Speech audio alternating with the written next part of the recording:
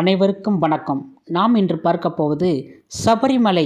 சபரிமலை என்றாலே தெரியாத ஆட்களே இருக்க மாட்டார்கள், பக்தர்களும் இருக்க மாட்டார்கள். ஆனால் பெண்களுக்கான அந்த உரிமை அந்த சபரிமலையில் கிடையாது. ஏனென்றால் ஒரு குறிப்பிட்ட வயதுடைய பெண்களும் குறிப்பிட்டிற்கு மேலுள்ள பெண்கள் மட்டுமே சபரிமலைக்கு செல்ல முடியும். இடையில் உள்ள எந்த பெண்களும் அந்த சபரிமலைக்கு செல்ல முடியாது.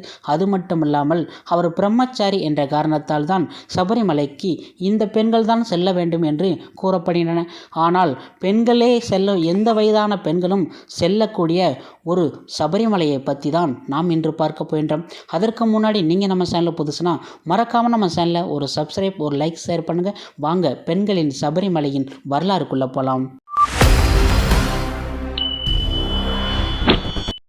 கேரளாவில் ஆலப்புழை மாவட்டம் திருவல்லாவை அடுத்த திருவேற்றிபுரத்தில் புகழ்பெற்ற சத்துகுலத்துக்காவு பகவதியம்மன் கோவில் உள்ளது. 3000 ஆண்டுகளுக்கு முன்பு நாரத முனிவரால் பிரதிஷ்டை பெற்றது. எதுவும் பெண்களின் சபரிமலை எனவும் இந்த கோவிலை அழைக்கப்படுகின்றன. பம்பையாரும் மணிமலையாரும் இருபுறமும் பெருக்கெடுத்து ஓட இயற்கை வளம் சூழ்ந்த பிரதேசத்தின் நடுவில் இக்கோவில் அமர்ந்திருக்கின்றது. 8 கரங்களுடன் கருணைமலை பொழியும் அருள்முகத்துடன் தேவி சர்வேஸ்வரியுடன் அன்னபூரணியும் அருள் பாலிக்கிறார்கள். சத்குலத்துக்காவு பகவதியம்மன் அருளை பெற பெண்கள் விரதமிருந்து புண்ணிய சுமையாக இருமுடி கட்டி வந்து சத்குலத்காவு பகவதியம்மனை தரிசிக்க இன்று வரையும் வருகின்றார்கள். பொங்கலிடும் பெண்கள் சபரிமலைக்கு செல்லும் ஐயப்ப பக்தர்கள் விரதமிருந்து இருமுடி கட்டி செல்வது போல் இந்த கோயிலுக்கு பெண்கள் வருகிறார்கள். அதே போல சபரிமலைக்கு செல்லும் வழியில் ஐயப்ப பக்தர்களும் சத்குலத்காவு அம்மனை தரிசனம் செய்ய வருகின்றனர். இங்கு கார்த்திகை மாதத்தில் திருக்கார்த்திகை அன்று அம்மனின் இஷ்ட நிவேத்தியமான பொங்கல் வைத்து பக்தர்கள் அருளை பெறுகிறார்கள். இந்த நாளில் சுமார் 30 கிலோமீட்டர் சுற்றளவு லட்சக்கணக்கான பெண்கள் மைதானங்களிலும் இருபுறங்களிலும் திரண்டு புதிய மண்பானைகளில் ஒரே நேரத்தில் பொங்கலிடுவார்கள். மிகவும் இது பிரபலமானது.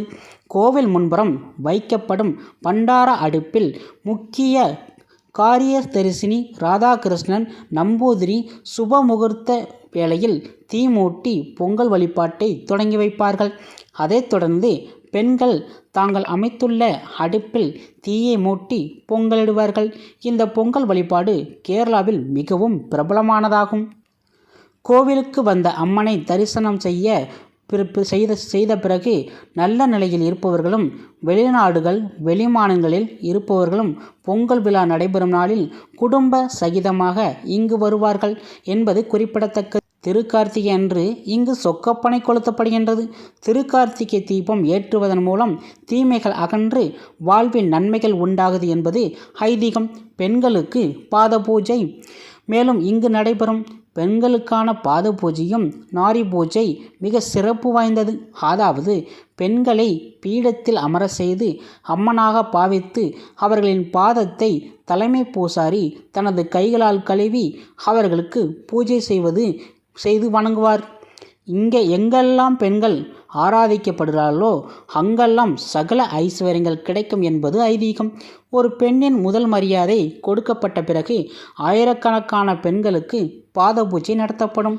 2024ஆம் ஆண்டு நாரி பூஜை அடுத்த மாதம் 16ஆம் தேதி வெள்ளிக்கிழமை நடக்கின்றது. மறைந்த முன்னாள் ஜனாதிபதி KR நாராயணன் சகோதரி KR கௌரி அம்மாள், நடிகர் ரஜினிகாந்தின் மனைவி லதா ரஜினிகாந்த், கேரளா முன்னாள் முதல் மந்திரி கருணாகரின் மகள் பத்மஜா ஆகியோருக்கு கடந்த ஆண்டுகளில் பாத பூஜை நடத்தப்பட்டது. 1 லட்சம் கலச அபிஷேகமும் டிசம்பர் 27ஆம் தேதி மண்டல பூஜை நாளில் குழந்தைகளின் ஆயுள் ஆரோக்கியம் பெருகவும் நன்கு படிப்பதற்கும் பூஜை நடக்கப்பட்டது. அது மட்டும் இல்லாமல் அன்றைய தினம் 1 லட்சம் கலசங்களில் அம்மனுக்கு அபிஷேகம் செய்யப்பட்டது. ஒரே நாளில் இவ்வளவு கலசங்களில் அபிஷேகம் செய்யப்படுவது வேறு எங்கும் நடைபெறுவதில்லை. அன்றைய தினத்தில் தங்கத்தேரில் திருப்பாவனங்கள் மேலதாளம் முழங்க ஊர்வலமாக கொண்டு வரப்பட்டு அம்மனுக்கு சார்த்தப்பட்டு சிறப்பு ஆபாதனைகள் மற்றும் பூஜைகள் நடத்தப்படும். கொண்டாடப்படும். வெள்ளிக்கிழமையில் விசேஷமாக கொண்டாடப்படும். இங்கு தமிழ் மாதத்தின் முதல் வெள்ளிக்கிழமை மிக முக்கிய நாளாகும். வெள்ளிக்கிழமை அன்று பல மூலிகைகள் கொண்டு தீர்த்தம் தயாரிக்கப்பட்டு அம்மனுக்கு அபிஷேகம் செய்யப்படுகின்றன. அந்த தீர்த்தத்தை பக்தர்களுக்கு வழங்குவார்கள். அதை குடித்தால் பலவித நோய்கள் தீர்ந்து விடும் என்பது நம்பிக்கை. மேலும் மது குடிப்பவர்களும் போதைப் பொருட்களுக்கு அடிமையானவர்களும் இந்த கோவிலுக்கு வெள்ளிக்கிழமை அன்று அழைத்து வரப்படுகிறார்கள்.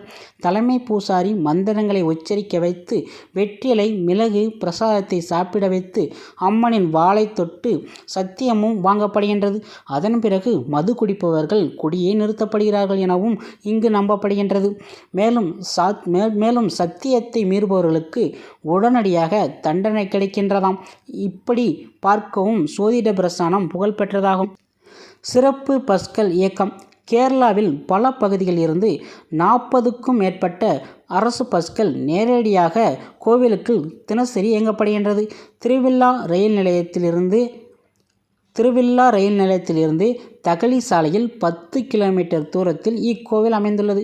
இக்கோயிலுக்கு கோட்டயம், சங்கனாச்சேரி, ஆலப்பூளை, செங்கன்னூர் ஆகிய இடங்களிலிருந்து செல்வதற்கான சாலை வசதிகளும் உள்ளது. சத்குலத்காவு பகவதியம்மன் கோவிலில் சார்பாக ஏழை எளிய மக்களுக்கு உதவிட மக்கள் சேவை சங்கம் செயல்பட்டு வருகின்றது. இது கேரளாவில் முக்கிய ஊர்கள் மட்டுமின்றி புதுடெல்லி, மும்பை, பெங்களூர் இதன் கிளைகள் இயங்கி வருகின்றது. தமிழகத்தில் கன்னியாகுமரி மாவட்டம், தேனி மாவட்டம், சின்னமானூரிலும் இந்த மக்கள் சேவை மையம் அமைக்கப்படுகின்றது. ஆகா, இந்த சத்குலோத்க அம்மனுக்கு இவ்வளோ பெரிய மதிப்பு இருக்கின்றதா, இதுவரைக்கும் நமக்கு தெரியவில்லையே அப்படின்னு சொல்லிட்டு நினைக்கிறவங்க கண்டிப்பாக இந்த அம்மனை நீங்கள் நேரில் கண்டு தரிசித்தால் நீங்கள் நினைத்தது அனைத்துமே நிறைவேறும். அது மட்டும் இல்லாமல் பெண்கள் இருமுடி கட்டி இந்த சபரிமலை செல்வது போல இந்த அம்மனை தரிசிக்க விரதம் இருந்து தரிசிக்க வர்றாங்க. அதுவே மிகப்பெரிய ஒரு இதுன்னு சொல்லலாம். அது மட்டும் இல்லாமல் 1, 2, 10, 20, 100, 200 பெண்கள் இங்கு பொங்கலுடையதில்லை. பல லட்சம் பெண்கள் இங்கேருந்து எத்தனையோ 10 கிலோமீட்டர் தூரத்தில் பொங்கலிடுறாங்க. அதுதான் இந்த அம்மனோட மிகப்பெரிய ஒரு சிறப்பு அம்சமாகும். ஓகே நண்பர்களே, உங்களுக்கு நம்ம வீடியோ பிடிச்சுன்னா மறக்காமல் நம்ம சேனலில் ஒரு சப்ஸ்கிரைப், லைக், ஷேர் பண்ணுங்கள். நீங்கள் இது போன்ற வீடியோவை நெக்ஸ்ட் வீடியோவில் சந்திக்கலாம். நன்றி, வணக்கம்.